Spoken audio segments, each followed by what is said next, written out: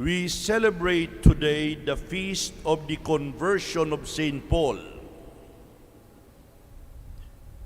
The entire life of St. Paul can be explained in terms of one experience: meeting the Lord on the road to Damascus.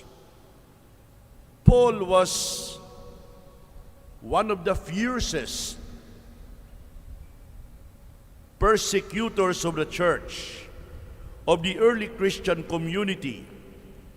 But from being one of the fiercest, if not the fiercest, persecutor of the young church, Paul became its ardent defender. Before his conversion to Christianity, Paul was a Pharisee. The well-known story of his conversion is discussed in two of his letters. In his first letter to the Corinthians and in his letter to the Galatians, but more lengthily, his conversion story is in the book known by the title Acts of the Apostles. It was read in the first reading today. According to these sources, Paul probably never met Jesus prior to the crucifixion. Paul was not a follower of Jesus before the crucifixion. Although Paul referred to himself as an apostle of the Lord, it is clear that Paul was not one of the 12 apostles.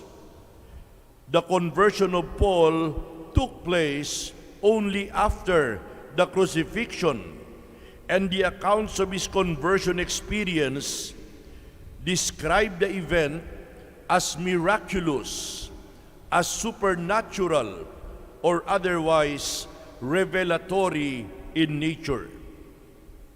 Today's feast, my dear brothers and sisters, recounts the conversion of Saul of Tarsus, who after a record of brutalizing and persecuting Christians, converted to Christianity and became the Apostle Paul.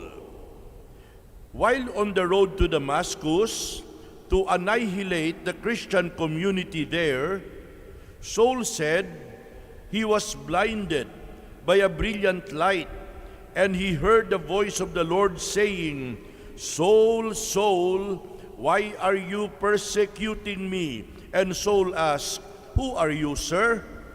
And there was a voice that said, "I am Jesus, whom you are persecuting."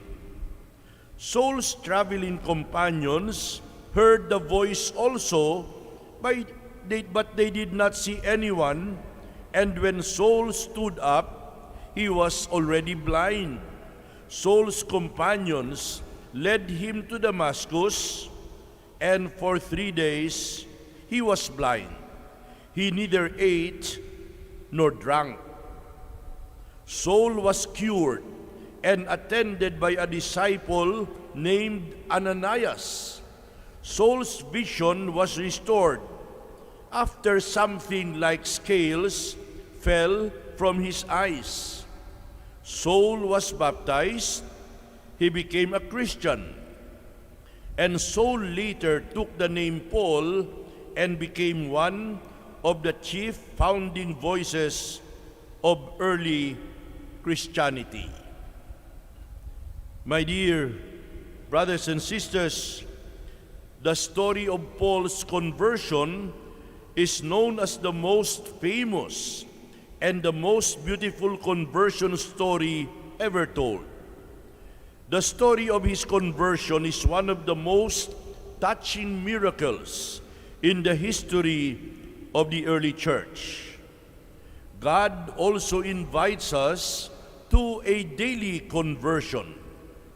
Let us look more deeply into our heart and probably in all humility hum the song, "Change my heart, O God, make it ever true.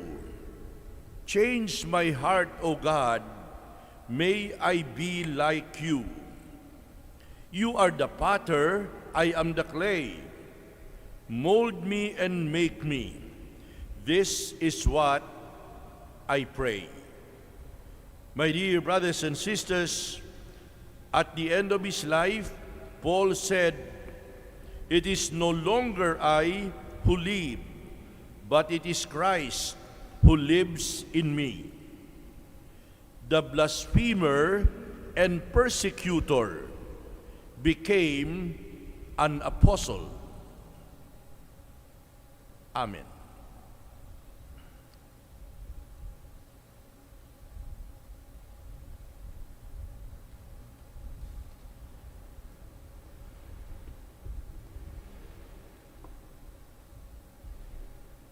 Let us all stand for the prayers of the faithful.